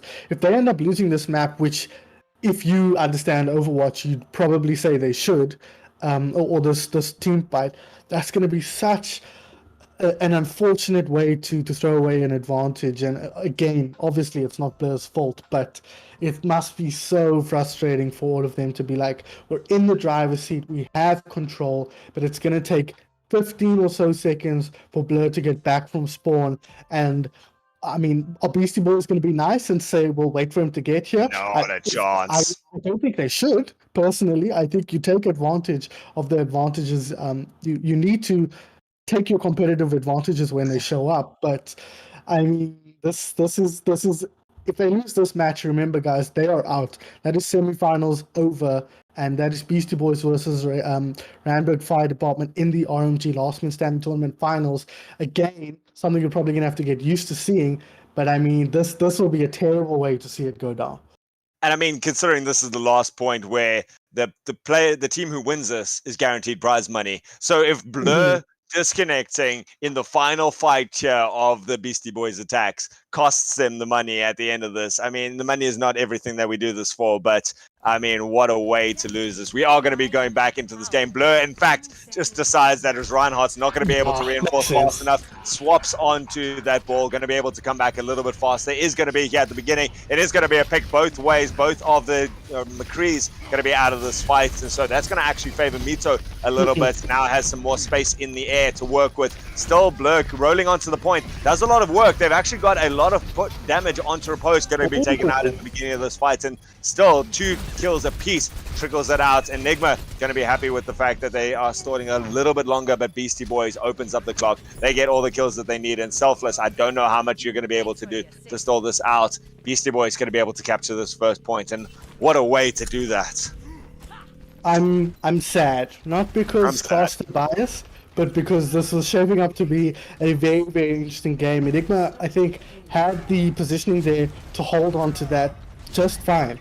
But unfortunately, Blur coming through. But I actually think the bigger issue there, Altruism, was that it was Jelly Doodle who died first. Yeah. That meant Mito could do whatever he wants without Jelly Doodle in the fray. It moves to Vertigo and Fluffy to counter that, and they really don't want to spend a bunch of time shooting at the Pharaoh in the sky when they need to be healing and covering their teams respectively. So that, I think, was a bigger problem than losing Blur, but now they're getting aggressive here, or Enigma, with the Lucio and the Reinhardt. And I like this positioning. They realize they've got one fight to make this work, and they are running around the background. The Pharaoh ultimate gets dropped. Barrage taking out so many people, trying to get a nice flanking angle there, and Mito managing to build that up. Nearly goes down in the middle of that fight. Jelly Doodle 1 click away from getting that. Now Beastie Boys has got 2 more ultimates online, and they could effectively push this entire street space. They absolutely could here. Now it is them with full control. Riposte is coming in with his ultimate, but the self-destruct could be exactly what Enigma need to split things up. Also, didn't that fight look exactly like DYG's last fight in Junkertown to you? Where you by the all around you? But let's see what we can do here. Vertigo has got that ultimate up, and there are a couple other ones here from Enigma to try and make this work. It is going to be Selfless. Can he get something with the bomb? He does manage to take out Visions on this, and so far Enigma actually winning this fight out with the picks that they need to. Can they just secure the last couple that they need? Mito's still alive for a long time though, means that he can carry on doing work, and Jelly Doodle runs out of ammo halfway through that, does manage to reload fast enough to get the kill on Mito, does make it count and gets the final kill. Taking a little bit longer to close out, not that he would have wanted, and this could be end of it. Enigma doing a great job to use these ultimates, now also going to be dropping that high noon onto this, going to have to take out both tanks with it, instead just use it to break that shield, and still Beastie Boys not able to close out the street space because Enigma reinforced very, very well there at the end, I would say. Yeah, good discipline play from there. They grouped up, they said, what is a win condition here? And it's shutting down Mito and Not. And they did that very effectively. They didn't lose too many to the Primal Rage in their own backline, and it allowed them to clean things up. A great self-destruct popped on the point there as well. There was a flash of a moment there where the point was untouched, and overtime just shot down, but thankfully for the Beastie Boys, one of them got back to the point. But Enigma looking at this and saying, damn, that is a tough push to get. You need to take this first point, right? You've got 2 team fights to do that, at best. Then you need to take another team fight on streets, right? So you need to watch your ult economy when you grab this first point, because if you're behind in ultimates, it's so hard in the streets phase to actually get anything done. Beastie Boys have decided now they're going to change things up a little bit, and I like this decision. Selfless here on the Widowmaker, Jelly Doodle on the Soldier. Is the Soldier what you want here? I'm not so sure. I think they need a little bit more punching power because they're going for consistent damage. And they're going for hit scan. This is a risky composition. If they get the picks they need on Enigma, they will be golden. If they don't, they are going to lose. What do you think, though, of Mito going onto this Reaper? That's I not a think hero we've been seeing that much, and he it makes flashed on perfect that. sense, countering what Blur and Co have been doing this whole round. Putting the Lucio and the Ryan and the rest of the team together and just closing your eyes and running at them. The Reaper shuts that down very effectively. They're not going to do that here. Oh no, they are actually. Sorry, they switched up. They have switched up, and so Mito going to be looking to counter that out. Jelly Doodle putting a lot of that huge anti-heal grenade. That could be devastating for Team Enigma. They managed to survive for so long. It's still Squishy sitting on that high ground. Jelly Doodle sees that point, and so still Squishy stays alive. Mito has gone down early in this fight, and that's going to stop the aggression, or the counter-aggression at least coming through here. The remake by Visions comes onto it. Still Enigma pushing onto the point. They're getting that consistent damage, and you talked about the trigger, and there's still again another big anti-heal grenade, but there's no damage to follow it up, and somehow that amplification matrix from Fluffy comes out so quickly that they're able to utilize this, and this is a quick capture already. It's going to be into overtime again. Enigma still, their job's not done yet, but Beastie Boys gives up their opportunity. This could go all the way. Absolutely, this is perfect scenario for Enigma. They have an ult advantage now. Look at the tanks especially. Look at the ult difference between them. Complete domination from Enigma, and now they can leverage that into another teamfight win. But it's that third one where the question marks start to come out. Beastie Boys are going to go for an aggressive defense, so you have to force the fight here in the choke. You can't afford to let them push any further. But if they lose that, and without losing too many ultimates, and they can get back to defend, they might be okay. Attack visor from Jelly to go here. But I think it's going to open with Shadow. That is that. And the shadow works. Here comes the attack visor into the back line, and he's chewing through the shield. So far blocked out, and now he's got to worry about Visions in his face. Visions has to drop out of that mech, and with their beats coming out from Wallace, the amplification matrix back up though means that Enigma going to be cleaning up all the kills that they need to. They've still got to worry about Wallace sitting in the back line, and somehow Visions still sitting there trying to get back into the mech. Still, Beastie Boys have got one more opportunity. Enigma still has 2 ultimates online. Beastie Boys tried everything. Are they even going to get back in time? It seems they've tried. They've got a Moira charging forwards, but is Moira even going to be able to touch? No! Team Enigma is not going out without a fight. We're going to game for map 4, in fact. Yes, I love caster bias here. It's more about seeing some good Overwatch, and I think Enigma hasn't really been showing their true strength, if I can put it in such haughty terms. I think we're expecting to see them put up a really good fight here against the Beastie Boys, and the Beastie Boys have been looking too strong for them up until now. But Kings Row is where they come alive, and really we can expect nothing less from a South African game.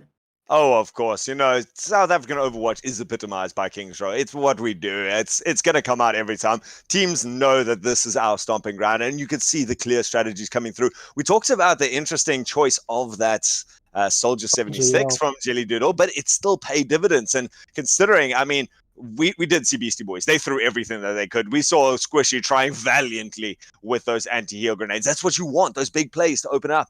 But the rest of Enigma just played through it. That aggression meant, right, so we're purple. We don't need to survive for 20 seconds. We need to survive for 1, because that's how long it's going to take us to get in your face, swing that hammer from Blur. I think we deserve to go to a pause right now as we're about to go into our last map. Come on, we've got to be able to do it. Just give these teams half a second to reset, think about this. Enigma, you've done the first bit. You still have an entire reverse sweep to pull off.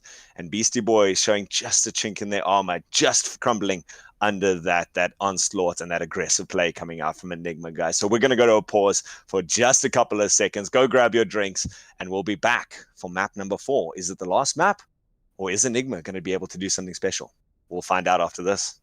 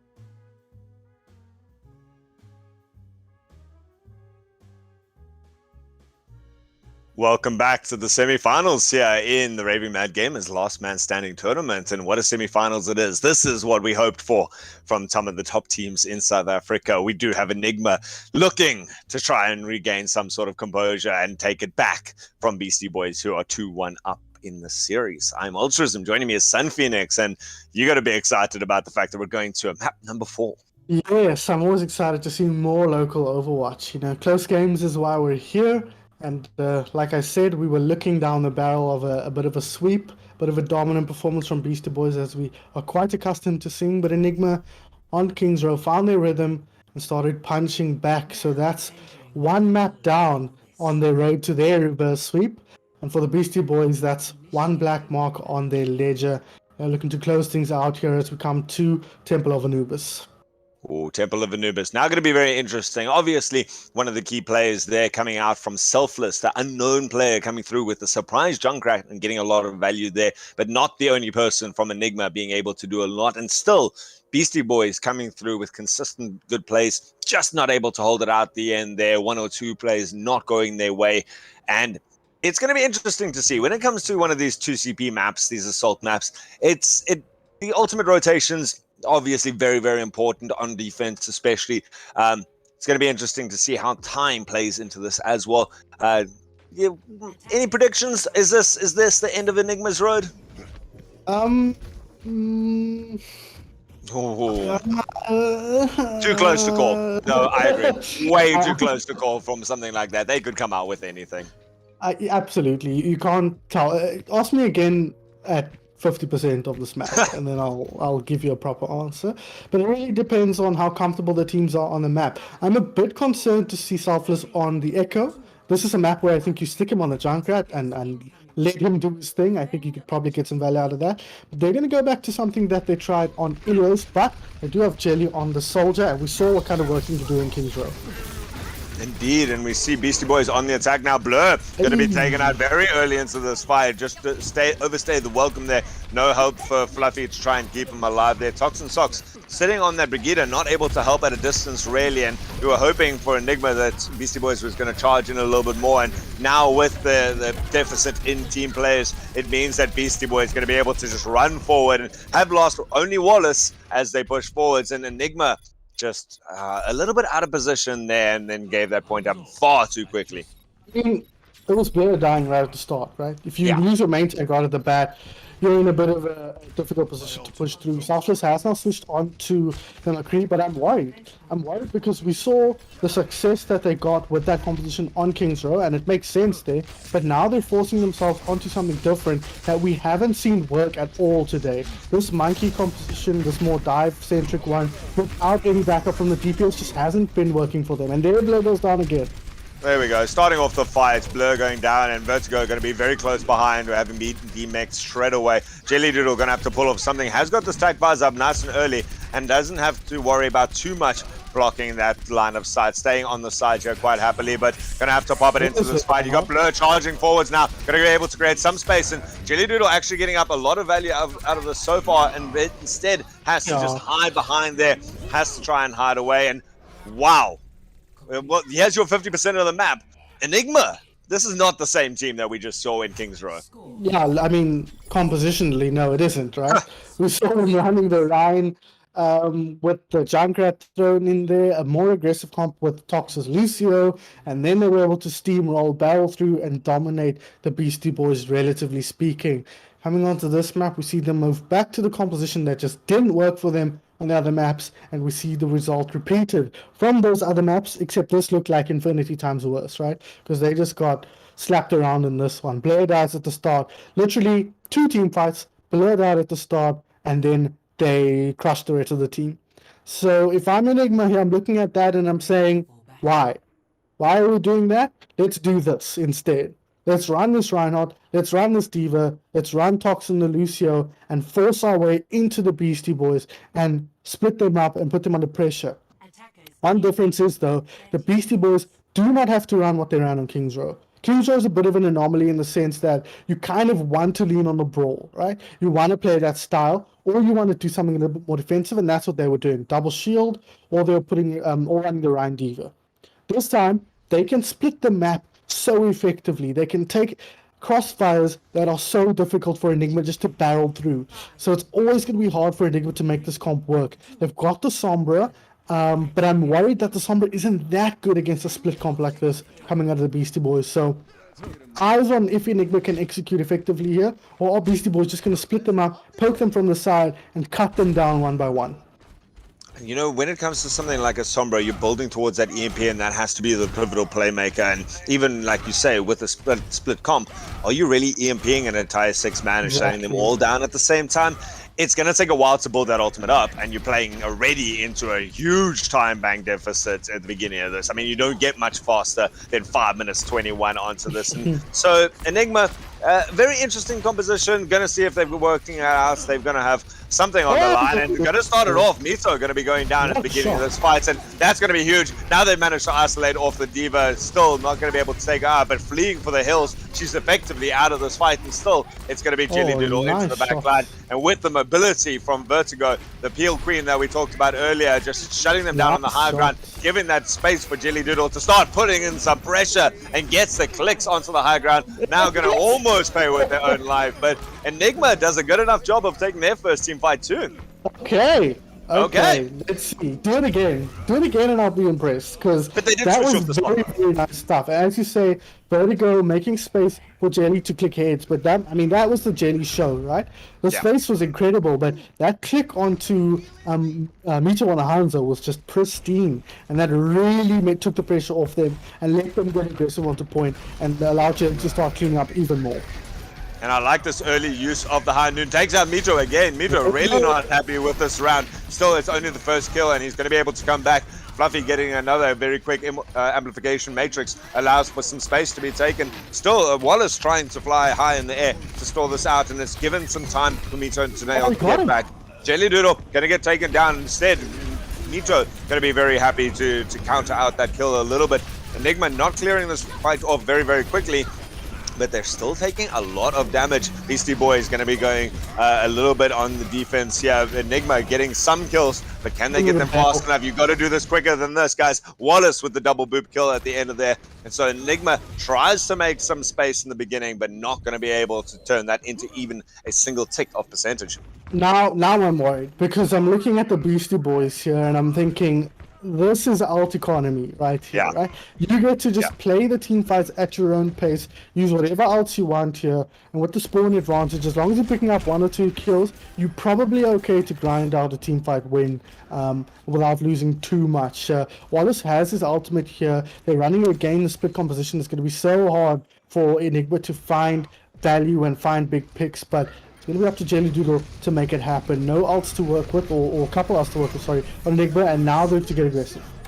And if you look at the ults coming out from Beastie Boys, every single one of them able to just stall out points to any amount of time. They've got the bombs the mines, the Hammond mines onto the background there. And still, Selfless going to be duplicating up the Winston, means that they've got a lot of more HP to try and take out onto this point. Still, Enigma actually getting a lot of value here onto it. They're going to be trying to chew down Riposte on that monkey from the side of Beastie Boys. Selfless going to be still trying to get some value out of this Echo, and doing well so far. Enigma's doing a good job of keeping the kills ticking down, and Beastie Boys having to try and trickle back onto points. They've given up 1/3 of it already. Jelly Doodle gets a nice ultimate onto there, doesn't charge it for long enough, just gets not quite onto the Baptiste. Instead, he decides to just click his head, doesn't need that ultimate, and still Enigma staying very healthy on this point. Jelly Doodle again running the show, just looking for this, has got that flashbang up, does manage to take out Mito,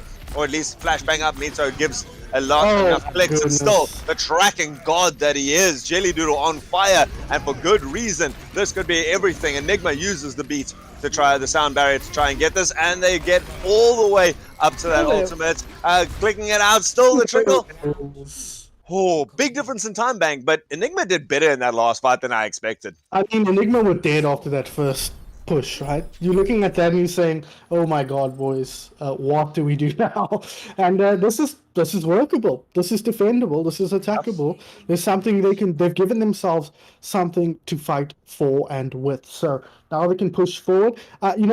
Really, again, when this team is successful is when Jelly pops off, right? Whether it's because his team is making space for him or he's hitting some nutty flicks on characters you've never even seen before. They really seem to leverage Jelly's strength into teamfight victories, and that's what we saw there. He was completely free to shoot as a shooting gallery. They're coming one by one. He's popping off. He's hitting all the shots he needs to and cleaning up the Beastie Boys as fast as they can. And now that I'm looking at this match, I'm really looking at Jelly Doodle to be the path to victory for Enigma. And I think we spoke about those 3 keys before. And I think the third key, selfless performance for me, has been answered. When he's on heroes he's comfortable on, he is effective. I think the Echo is okay, but that Junkrat especially was very strong. The main tank difference, hard to tell because of how the 2 heroes are playing, but it's looking at Blur here and saying, can you give Jelly Doodle space to pop off? Because if you do, he absolutely will pay you back with kills. Oh, 100%. And Jelly Doodle doing a good job so far. Blur using that aggression to just get Jelly Doodle into the fights, and you can see that that's been coming through. Selfless instead going to be swapping onto the Sombra. Maybe they've got a sneaky flank play coming out here, wanting to just teleport onto the Symmetra onto the high ground here, even managing to teleport through onto the point. Here comes this aggressive play. They're going to go straight through and give Jelly Doodle all the space. The teleporter comes out, the turrets come out. Still Selfless now going to be chewing through, getting that beam very, very highly charged up. Can he stay alive for long enough to make this work? And is doing a great job of it so far. Toxin Socks manages to take care of the turrets, and now it's going to be Beastie Boys trying to reinitiate here onto it.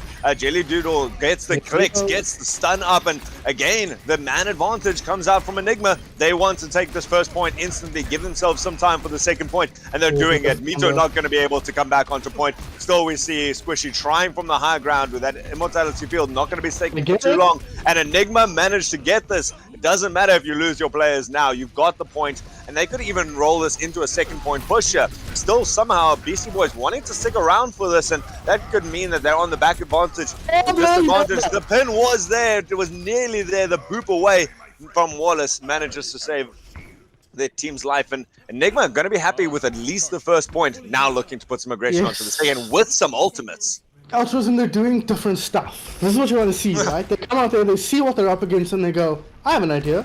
Teleport to the point, right? They do it, execute it effectively, and clean up that team fight.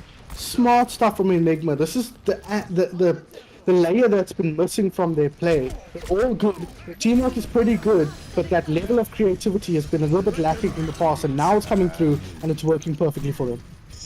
And this Symmetra shield, yeah, being so powerful against Not's ultimate there. Manages to keep the whole of Enigma alive. Blur going to go down if he's not careful. He's got that Earth Shatter. He cannot afford to lose this now. He does get that Earth Shatter onto the point. Going to charge through the Molten Core. Interesting play from him. But the rest of Enigma had fallen at that stage. They dropped everything they could onto this. Toxin Socks even dropping that sound barrier to try and make something work. Going to stall it out now, try and take it onto overtime. But I mean, how many more Beastie Boys do you want on this point? And it seems to be all that there is for Enigma, but they did enough on the first point at least, or did they? I think if you're Enigma here, you're playing for the draw, right? Yeah. I mean, obviously you're playing for the win. I mean, that goes without saying. But you really are, you don't expect to full hold first point on Temple of Anubis against a good team. 2 good teams facing each other, neither team will get full hold. You expect to push through. That's why they call it 5 CP, 8 CP, whatever, because you expect to get a lot of pushes when 2 good teams are facing each other. So really, I think Enigma are looking to buy as much time as possible, burn off that horrible time advantage that the Beastie Boys has, and look to clean it up. That Sombra, sorry, you said Sombra was a Symmetra. That Symmetra pick again, really a stroke of genius here. Now Enigma are going to go back to what didn't work for them on the first point, but they have switched over Blur onto the Reinhardt. I like this a lot more out of them, and especially because they're now in the defense and they can force a fight in the choke if they want to. And if you look at where they're positioning here, you guys can't see it, but they're positioning under the Mega on the left-hand side. They can look to barrel on through into that choke as they come through and put the screws to them ASAP off the back of the Lucio speed boost from Tox. Selfless on the top here, so this looks good for them. It's just a question of not getting shut down, taken down by Mito. They can avoid that. They should be okay. Yeah, it's that pick from Mito that could change the entire fight at the beginning, especially if Selfless is playing aggressive like this. And I do like the fact that Enigma, even with this position, just the fact that Beastie Boys sees where they are, they realize, hey, we can't run straight at them. We're going to have to sit back a little bit and rethink how we're going to approach this fight. They're going to try and dive into the backline. Jelly Doodle down at the beginning of the fight. He has been the pivotal playmaker in all of this, and Mito opens up the opportunity for Beastie Boys to take an early contest onto this point. Still, Enigma just decides to take cover in sort of positions that they can try and defend a little bit, but without that DPS reliability from Jelly Doodle that they need, I don't know if they're going to be able to stick this out for too long, just retreating constantly into the background. Jelly Doodle trying valiantly to get you, but the rest of his team has already given up at this point. They're going to be falling, and even though Toxosox is around, can't even go and contest the point. Jelly Doodle not back in time, and Beastie Boys open it up, and that was not enough time. 4 minutes still left on the clock for the second point, and they just need 33%. Yeah, but this point is a lot easier to defend with this composition than the first point is. You kind of expect to get split up and taken down, especially when Jelly gets picked off. But with the spawn advantage here, this composition is pretty good at grinding out victories. Selfless has switched into Torpor here, which I like quite a lot as the windows come out here. It's going to be a question of who gets picks, but can he make it equalize if they go down?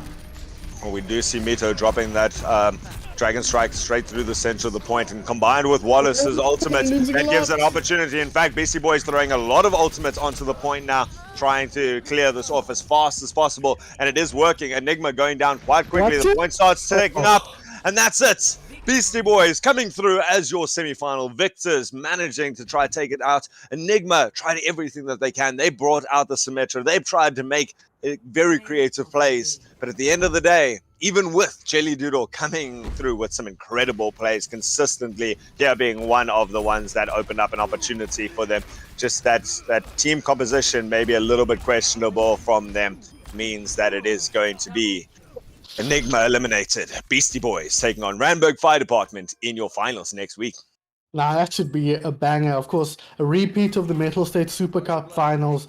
Was pretty one-sided affair there. Randburg Fire Department really the better of those two squads on the day. But Beastie Boys looking pretty well put together here. But there's no team quite like Randburg Fire Department, just like there's no team quite like Beastie Boys. So it should be a fairly unique matchup with a lot of mechanical depth to it. But looking at Enigma here, I think you come out of this with your heads up, right? You feel like those first two maps didn't go well, Temple didn't go amazingly, but you figured out a couple of things. You know now, if you didn't know before, that your strongest composition is the one that allows you to get aggressive. That takes the pressure off Jelly Doodle and makes space for him to put the screws to the opponents. And I think that for me is your key takeaway here if you're Enigma. I think going forward, they've got a lot they can work off. I think you're also looking at this and saying, we had a super sub in. We didn't play with our main guy. Who knows what they've got worked out with Jelly Doodle in the squad. They run that May a lot more. They can rely on his, Miniteg in the squad. They got that May in the mix they can use. They've got his Hanzo they can lean on quite effectively. He's not bad in the Pharaoh and Echo department, and he's got that synergy existing with the team. So there's a lot there that's missing when you don't have Miniteg in the squad. So looking forward, I'm hoping that we can see these two teams rematch, but with the full complement of Enigma players. Oh, 100%. You know, at the end of the day, 3-1, still not embarrassing for Enigma. You know, very, very happy. And I don't think, besides maybe Ilios, Lighthouse, there was ever a really one-sided play there. I mean, yes, Temple of Anubis was quite a quick cap from Beastie Boys. They did very, very well on that. Still showed that that Enigma could take some interesting fights, use some of their creativity, which was the strongest point, I would say, of Enigma's team lineup, was using some creativity. Sometimes it worked out well, sometimes it worked out a little bit less well. You know, I don't want to say badly, but the team comps that they tried didn't work as they intended to. And so Enigma shake up the little things, try out some different things. You know, I'm very excited to see the state of South African Overwatch as it stands, with people like Enigma being able to throw interesting team comps into this sort of thing, and maybe realizing the weakness of them against some of the better teams. Yeah, maybe being able to get away with those in the lower ranks, but not against a well-polished team like Beastie Boys. And Beastie Boys proving why they belong in that second position, at least that second position here. So well played to Enigma. Certainly a valuable team here in the South African Overwatch team. Huge plays by every one of the people on the team. But at the end of the day, Beastie Boys just putting only one real foot wrong in that King's Row. And even that was so tightly contested. It's exciting for what we've got here. Yeah. Very, very exciting to see how everything progresses going forward. I think the top 4 teams are so closely matched potentially. We haven't yet seen OG and Enigma butt heads, nor have we seen OG and Beastie Boys butt heads since the Metal State Super Cup. And I think OG is going from strength to strength. They're the team I'm most excited to see play, just because, they took a 3-2 loss to Randburg Fire Department, which is a stellar result considering not even the Beastie Boys have managed to take maps off them thus far. And seeing Enigma perform so well with the sub in also fills me with hope for this top 4 punching it out. And then below them, you've got Team Gaming in 5th position, who's already taken a game off the Beastie Boys. So really, it could be a top 5, and I'm excited to see how all 5 of those teams kind of interact and mingle in with each other, and to see who comes out on top at the end of it all. Oh, 100%. And this is the first team, the first tournament of 2021. I mean, this is the beginning of a big thing. Right? Technically the second, but the first one with a prize pool, if I'm not mistaken. Yeah, Metal State had I think a 5K winner takes all, but I could be misremembering that. There we go. All right. So still halfway through the year, lots of teams proving themselves very, very competent in the scene. And Randburg Fire Department, though, the ominous titans that any team would be intimidated to go up against. That's who's going to be meeting Beastie Boys in the finals, guys. That's going to be next weekend. Cannot wait to see as we play out for that 4,000 Rand prize pool here in the Raving Mad Gamers Last Man Standing tournament. Huge players, and congratulations to every team who's played in this tournament so far. But at the end of the day, we have 2 teams left. I cannot wait to see it. And final thoughts on this map? On this match, I think pretty much said everything I wanted to say. Just again reiterate, I'm excited to see how this develops, and remind everyone that this was Enigma with a sub in, and they really put on a stellar performance. I said last time I'd lost some of my faith in them, but they're slowly clawing that back with strong performances, beating teams they should beat, and putting up a good fight against the teams that they believe they should be able to beat as well. So excited to see how that all unfolds. And as I said, more excited to see how this top 4 unfolds. I think anything could happen, and that's so exciting for local Overwatch. It's never been that way before, except for maybe 2019, where things were a bit up in the air. But this year is another good one, and it's set up to be very close at the top end. Oh, yeah. And if you guys want to catch any more of that Overwatch action, of course, you need to follow all the relevant social media sites. Big shout out to PC International for sponsoring this. If you want to keep up with more ZA Overwatch, what a place to follow it. But the ZA Overwatch Twitter, at ZA Overwatch, that's where you can find all the major action, any tournament that's being hosted. This is where you're going to find stream details. Otherwise, you can, of course, go ahead and follow myself at Ultrism when I'm casting, or at Sun Phoenix for when he's casting in this. We're obviously going to be bringing you a lot of the action for it. And of course, big shout out to Scars for being on production here tonight. Guys, go give some big love to Raving Mad Gamers for putting this tournament together for us. And I'm excited to see as we go into the finals. Next weekend is going to be Randburg Fire Department versus Beastie Boys, for the winner takes most of the prize pool as we go into that. Guys, it's been a pleasure bringing you this incredibly closely contested game here tonight. I've been excited to see everything, and I'm excited to see more of Selfless in the future, obviously coming in as the sub here, but proving that, especially when you can bring out a very unique hero like Junkrat and take on the top one, arguably the top Junkrat player in the country in Mito, and make them switch onto a Pharaoh just because they respect you and what you've been able to play so much. Great shout out to Selfless in this. Big shout out to my man of the match, Jelly Doodle. I don't know if you agree about that. I mean, you know the drill with me. I always take it from the winning team. I think if I was a bit more open to change, I would give it to Jelly Doodle, but I got to give it to my boy Mito once again. I mean that the clinic he put on with the Molten Cores especially Yeah. was something to behold. I think the Pharaoh switch as well, showing that he doesn't have that DPS ego where he's like, I'm gonna beat you, I'm gonna match you, and I'm gonna beat you whether my team loses or not. He switched it up there, gave his team what they needed to push through.